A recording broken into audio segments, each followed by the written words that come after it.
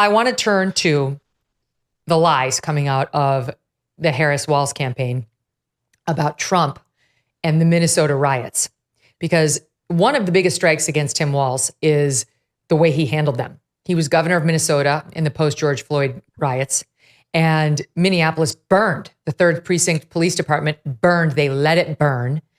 And it wound up being a big fight publicly between the mayor, this left-winger Jacob Frey, and the sitting governor, who was Tim Walz, who was responsible. And now, of course, Trump and others are saying Tim Walz is largely responsible for what happened and doesn't know how to handle a crisis. When a crisis hits, he runs. See the deployment to Iraq that he dodged. See Minneapolis burning. He sat there and twiddled his thumbs and didn't have the guts to do what a leader would do. That's the accusation, okay? So Kamala Harris's team sends out online a version of a phone call between, it was Trump, it was AG Bill Barr, it was the Joint Chiefs Chair Mark Milley, Defense Secretary Mark Esper, and a number of governors, including Tim Walz. And it happened June 1st, 2020. Keep in mind, George Floyd died May 25th, 2020. So it was about a week after everything had happened. And here's, do we have just her version? Do we have her whole version of it? No, we have it just cut. We do? Okay. How long is it?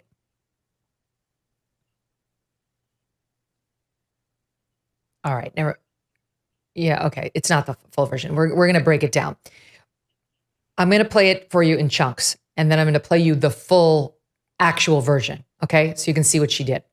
Here's the first part of what she's playing as Trump's praise of Tim Walz. I know Governor Walz is on the phone, and we spoke, and I fully agree with the way he handled it the last couple of days. I asked him to do that, and the whole world was laughing. 2 days, 3 days later, I spoke to the governor. The governor's, I think, on the call, and he's an excellent guy. Okay, so that's them saying, that's Trump saying, I fully agree with the way Walz handled it. He's an excellent guy. You know, case closed. That's according to Kamala. Here's the full version. I know Governor Walz is on the phone, and we spoke, and I fully agree with the way he handled it the last couple of days. I asked him to do that. Get a lot of men. We have all the men and women that you need, but people aren't calling them up. You have to dominate. If you don't dominate, you're wasting your time. They're going to run over you. You're going to look like a bunch of jerks. And the whole world was laughing. 2 days, 3 days later, I spoke to the governor. The governor's, I think, on the call, and he's an excellent guy. And all of a sudden, and I said, you got to use the National Guard in big numbers. They didn't at first, then they did. And I'll tell you that, I don't know what it was. It was the third night, fourth night. Those guys walked through that stuff like it was butter. They walked right through, and you haven't had any problems since. Okay. You see the difference there, Andrew, right? Right. Of course. He was waiting. It was 3 days before Walz called out the guard, despite the fact that the mayor was begging and the police chief was begging. And Megyn, I think you're being too kind to him to call him a mere coward. I think that it was not that there was a crisis and he ran. It was his sympathy with the rioters. He said so. He said that if you call out the National Guard, the rioters are going to see that as part of the problem. The police being the problem, not the criminals, not the people who are causing the police to have to do what they do. His wife said she opened the windows so she could smell the tires burning because it was such an iconic moment, and later said that she really felt America deserved what it was getting. I think they both did. They both really took that position that this was somehow an expression of justice. And talking about fantasy, the George Floyd story is a complete fantasy. I mean, It was not, even if you believe, and I do not believe this, but even if you believe Derek Chauvin murdered him, which I think is nonsense, but even if you believe that, it's not representative of the way the police treat people. And it's certainly not representative of the way the police treat Black people. And it's not representative of the way Black people feel about the police, because they know without the police, they're cooked, because there's a lot of crime in poor Black neighborhoods, as there tend to be in many poor neighborhoods. And so the whole thing is a fantasy, and the idea that we needed to defund the police, which is insane, that's a fantasy. And it's just a strange thing that we are now living in a world that is maybe so rich and so protected that when we come into contact with reality, we think it's offensive. We think that when people speak bluntly and say the things that we all know are true, it's somehow a bad thing to do. I mean, that's what they're getting J.D. Vance on. He tends to say things directly. But yeah, he really abandoned the poorest people in his community to the worst people in his community, many of them outside agitators. People were looking outside and seeing their favorite stores burn. Nicole, what's her name? Nicole, I can never remember her name, but from the New York Times, the lady who did the 1619 Hannah project. Brown? She's saying, oh, it's not Hannah really Jones, violence because it's only. Sorry. Yeah, Hannah Jones, that's it. She's saying it's not really violence because it's only property. It's not people. Well, those property are people's dreams and people's jobs and the places Not that to mention they go those to get cops' medicine. lives, Andrew. I mean, that precinct was burned to the ground. Yep. And it was just abandoned by Walz. And again, I don't think it was cowardice. I don't think it was, there was a crisis and he ran for it. I think it was sympathy with the people burning his capital. Probably, you know what, you're right. The city and the state. You're exactly right. That's exactly right. Because his statements after the fact did suggest that. And how about the wife? Like, well, I rolled down the windows and I smelled the tires. Oh, sure. Well, you're basically just like one of the protesters, ma'am. You totally get the plight of Black America. You smelled some burning tires for a while, did you? But then it got noxious, so you put the windows right back up. Okay, yeah, you get it. That reminded me. So of here, let me keep Now. going because there's more. There's more. Yeah. So $500 million of damage, by the way, while Tim Walz sat there, and now he's claiming Trump said he did a good job. But again, for the listening audience, you could hear him saying, we've got all these men and women. We've got all the people you need, but people aren't calling them up. You have to dominate.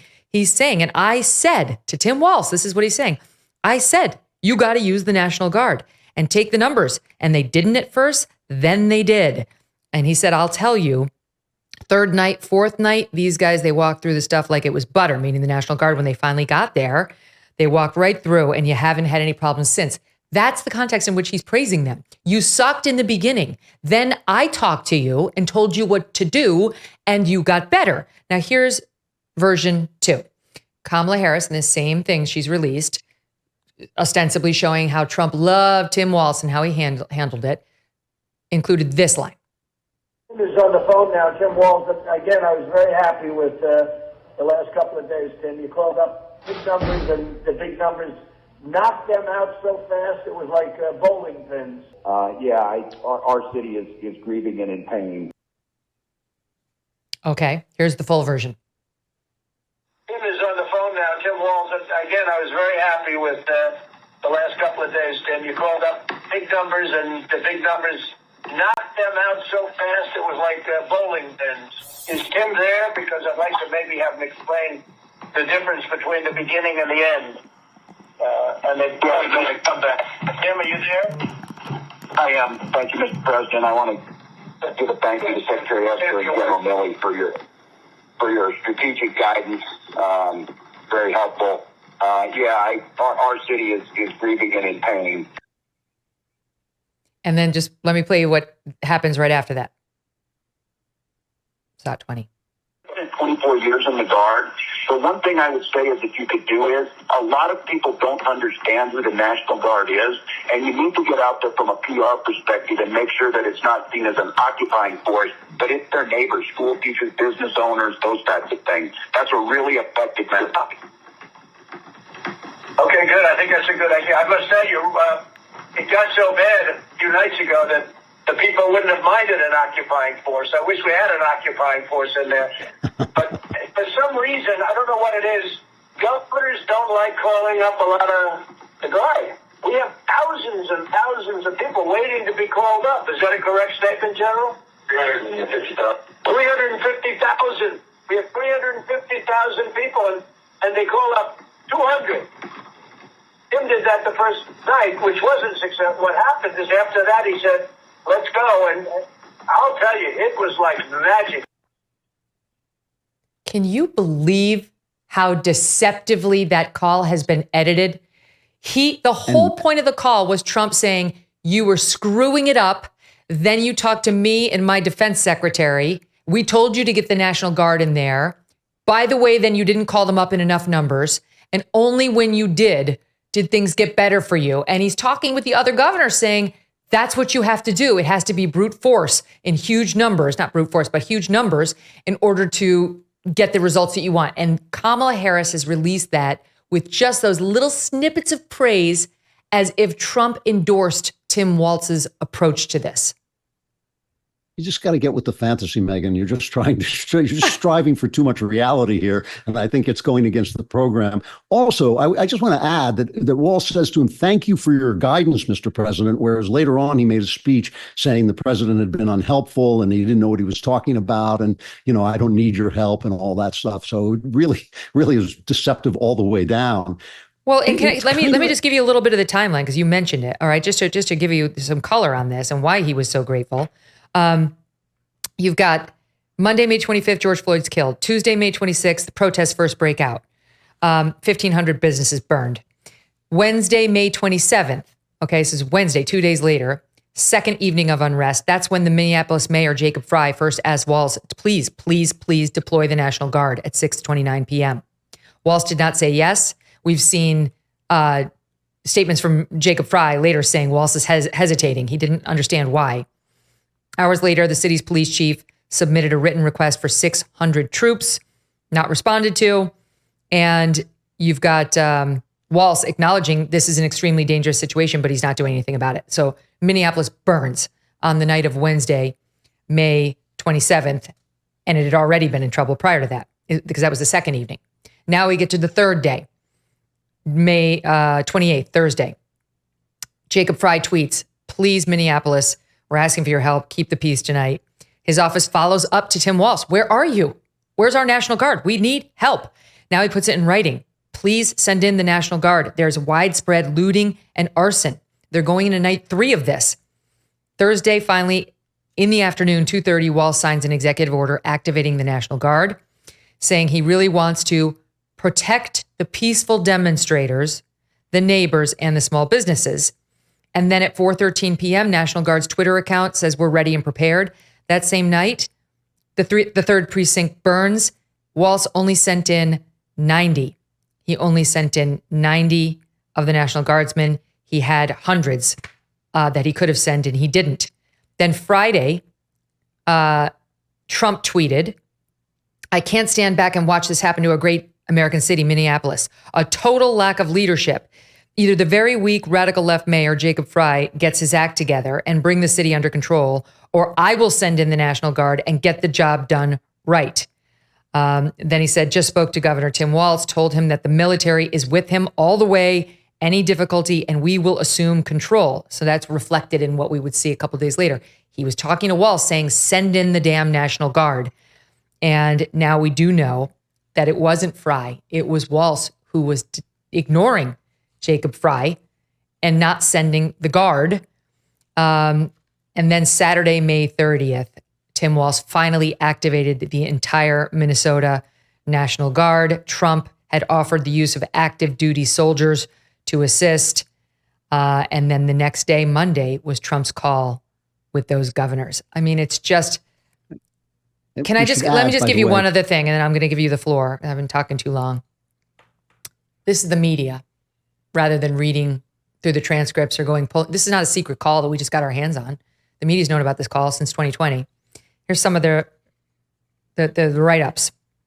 CNN, Trump in 2020 praised Tim Walz's handling of the George Floyd protests. AP News, Trump praised Minnesota Governor Walz in 2020 for response to unrest over Floyd's murder, audio shows.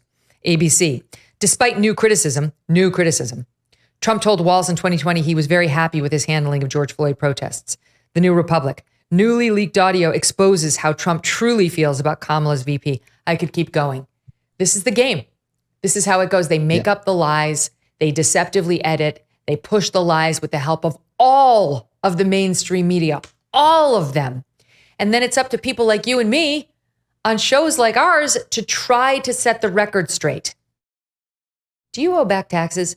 Pandemic relief is now over. Along with hiring thousands of new agents and field officers, the IRS has kicked off 2024 by sending over 5 million pay-up letters to those who have unfiled tax returns or balances owed. Don't waive your rights and speak with them on your own. Tax Network USA, a trusted tax relief firm, has saved over $1 billion in back taxes for their clients, and they can help you secure the best deal possible. Whether you owe $10,000 or $10 million, they can help you.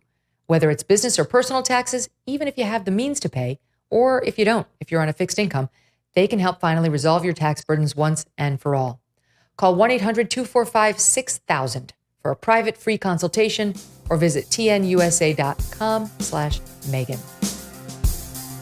Thanks so much for watching. If you like what you just saw, hit the subscribe button for more clips and full episodes.